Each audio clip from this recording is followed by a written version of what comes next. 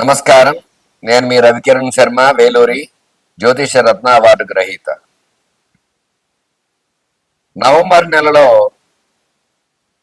ద్వాదశ రాశుల వారికి ఏ రకంగా ఉండబోతోంది, ఏ రాశుల వారికి ఎటువంటి అనుకూలతలు ఉన్నాయి, ఎటువంటి ప్రతికూలతలు ఉన్నాయి అనే విషయాన్ని గురించి, అట్లాగే ఈ 12 రాశుల వారు ఈ నెలలో ఎట్లాంటి రెమెడీ చేసుకునే ఎటువంటి అనుకూలత కలుగుతుంది, దైవానుగ్రహం దైవబలం ఏ రకంగా వస్తుంది అనే విషయాన్ని గురించి, అలాగే ఈ నవగ్రహ స్థితిగతులను బట్టి ఈ 12 రాశులు ఏ రకంగా ఉంటాయి అనే దాన్ని బట్టి మనం చెప్పుకోవడం జరుగుతోంది. ఈ 12 రాశుల్లో ఈ అక్టోబర్ 18న విశేషంగా గురుడు మారాడు. గురుడు మారడం వల్ల కొన్ని రాశుల వారికి అనుకూలతలు ఉంది, అలాగే కొన్ని రాశులకు ప్రతికూలత ఉంది. అట్లాగే శని వక్రం నుంచి మావస్థితికి వచ్చేసాడు. తద్వారా అనుకూలతలు ఏ రకంగా ఉంటాయి అనే విషయాలు అవన్నీ కూడా ఇప్పుడు మనం చెప్పుకోబోతున్నాం. అట్లాగే నవగ్రహ అనుకూలత, ఈ నవగ్రహ స్థితిగతులు వాటి స్థానాన్ని బట్టే మానవుడి యొక్క జీవితం అనేది ఏర్పడుతుంది. కాబట్టి ఈ 12 రాసుల్లో ఈ నవగ్రహ స్థానాలు ఏ ఏ స్థానాల్లో ఉన్నాయి, ఏ ఏ రాసుల్లో ఉన్నాయి, ఉచ్చ నీచ సమస్థితులను బట్టి వాటి యొక్క గ్రహస్థితి ఏ రకంగా ఉండబోతోంది, గ్రహానుకూలత ఏ రకంగా ఉండబోతోంది, మరి ఎట్లాంటి ప్రతికూలతలు ఉన్నాయి, ఎట్లాంటి ప్రతికూలతలు ఎలాంటి ఇబ్బందులు కలగబోతున్నాయి, దానికి ఏమి పరిహారం చేసుకోవాలి అనే విషయాల గురించి మరికొద్దిసేపట్లో మీకు చెప్పబోతున్నాను.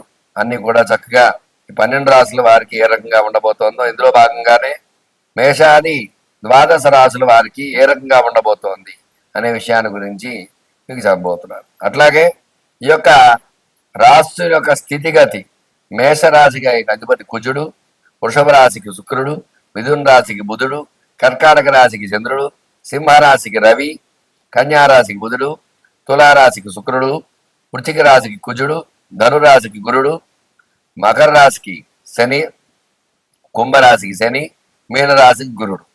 వీళ్ళు ఆ యొక్క గ్రహాలకు అధిపతులు. కాబట్టి ఈ గ్రహానుకూలత ఈ యొక్క అధిపతులను బట్టి, లగ్నాధిపతులను బట్టి ఏ ఏ రాశుల వారికి ఏ రకంగా ఉండబోతోంది అనేది క్షుణ్ణంగా పరిశీలించి మీకు చెప్పడం జరుగుతుంది. అందువల్ల ఈ యొక్క ద్వాదశ రాశుల వారికి నవంబర్ నెలలో ఏ రకంగా ఉండబోతోంది అనే విషయాన్ని చెప్పడం జరుగుతుంది.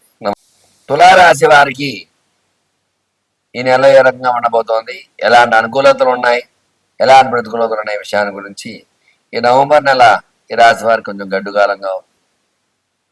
ఎందువల్ల అంటే గ్రహానుకూలత చాలా తక్కువగా ఉంది. తులారాశి వారికి డబ్బు ప్రాయంగా ఖర్చు అయిపోతుంది, వాహన ప్రమాదాలు జరుగుతూ ఉంటాయి, భార్యాభర్తల మధ్య గొడవలు జరుగుతూ ఉంటాయి, చికాకులు, సమస్యలు, ఇబ్బందులు ఇలాంటివన్నీ తులారాశి వారికి ఉంటాయి. ఈ నెలలో వీళ్ళు చాలా జాగ్రత్తలు వహించాలి. విద్యాపరంగా చూసుకున్నట్లయితే చదువుకునేవారు ఆకర్షణలు లోనవుతూ ఉంటారు. చదువు మీద దృష్టి తప్పించి మిగతా వాటి మీద యావిగేషన్స్ ఎక్కువ వెళ్తూ ఉంటాయి. తగు జాగ్రత్త వహించాలి. మళ్ళా పుంజుకోవాలంటే శివానుగ్రహం పొంది చక్కగా విశేషంగా దక్షిణామూర్తి కవచాన్ని పారాయణ చేయడం ద్వారా అనుకూలతలు వచ్చే అవకాశాలు విద్యార్థులకు ఉంటాయి.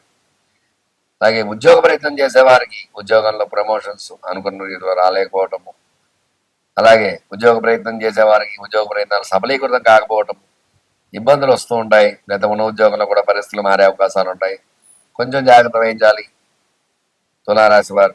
అట్లాగే వివాహ ప్రయత్నం చేసేవారికి వివాహ ప్రతికూలతలు ఉన్నాయి. ఈ నెలలో సంబంధాలు సెట్ కాకపోవడము, సెట్ అయినా ముందుకు వెళ్ళలేకపోవడం, ఇబ్బందులు ఉంటాయి. అలాగే నత్తనడక నడుస్తూ ఉంటుంది. వివాహ ప్రయత్నాలు ఏం చేసినా సరే కొంచెం ఇబ్బంది ఉంటుంటాయి. దాన్ని జాగ్రత్త వహించాలి. సంతానం గురించి ఎదురు చూసేవారికి నిరాశాజనకంగా ఉంటుంది. ఈ నెలలో కూడా ప్రతికూలతలు ఎక్కువ ఉన్నాయి, అనుకూలతల కంటే కూడా కొంచెం జాగ్రత్త వహించాలి. అట్లాగే వ్యాపార పరంగా చూసుకున్నట్లయితే నష్టాలు చూడవలసి వస్తుంది. వ్యాపారస్తులు మెలకుగా ఉండాలి, లేదంటే కనీసం నష్టాలు కాకపోయినా పెట్టుబడైనా వచ్చే అవకాశాలు ఉంటాయి జాగ్రత్త వహించినట్లయితే, లేదంటే నష్టాలతో చూడవలసి వస్తుంది. వ్యాపారస్తులకి కూడా కొంచెం గడ్డుకాలంగానే ఉంది. వ్యాపారాలు సరిగా జరగకపోవడం, ఇబ్బందులు పడుతూ ఉంటారు ఈ తులారాశి వారు. అట్లాగే ఆరోగ్యంగా చిన్న చిన్న ఇబ్బందులు వస్తూ ఉంటాయి, ఆరోగ్య సమస్యలు వస్తూ ఉంటాయి, ఆరోగ్యపరంగా ఇబ్బందులు ఉంటాయి. తగు జాగ్రత్తలు వహించాలి ఈ రాశి వారికి. అట్లాగే రుణ బాధలు పెరిగిపోతూ ఉంటాయి, అప్పులు అవి ఎక్కువవుతూ ఉంటాయి, జాగ్రత్త వహించాలి. ఆరోగ్య సమస్యలు వస్తూ ఉంటాయి. అట్లాగే వ్యవసాయదారులు చూసుకున్నట్లయితే వ్యవసాయం కూడా ప్రతికూలంగా ఉంటుంది. చిన్న చిన్న ఇబ్బందులు వస్తుంటాయి. పంటలు చేతికి సరిగా రాకపోవడము, అకాల వర్షాలు ఇలాంటి ఇబ్బందులు వస్తుంటాయి వ్యవసాయ పరంగా. అట్లాగే స్టాక్ మార్కెట్లో స్టాక్స్ పెట్టేవారికి స్టాక్స్లో ఇబ్బందులు వస్తూ ఉంటాయి. స్టాక్స్ పెరగకపోవడము, ఇబ్బందులు రావడము, అనుకున్న రీతిలో లాభాలు రాకపోవడం, ప్రతికూలతలు వచ్చే అవకాశాలు స్టాక్స్లో ఇబ్బందులు తగు జాగ్రత్త వహించాలి. అట్లాగే రియల్ ఎస్టేట్ రంగంగా చూసుకున్నట్టయితే రియల్ ఎస్టేట్ రంగం కూడా ప్రతికూలతలు ఉన్నాయి, అనుకూలతలు అంటే కూడా తగు జాగ్రత్త వహించాలి. అనుకున్న రీతిలో క్రయ విక్రయాలు జరగకపోవడం ద్వారా కొందాం అనుకున్న భూమి కొనుగోలు చేయకపోవడం ఇట్లాంటి ఇబ్బందులు పడుతూ ఉంటారు. తగు జాగ్రత్త వహించాలి. రియల్ ఎస్టేట్ రంగం కూడా ఇబ్బందిగానే ఉంది, తగు జాగ్రత్త వహించాలి.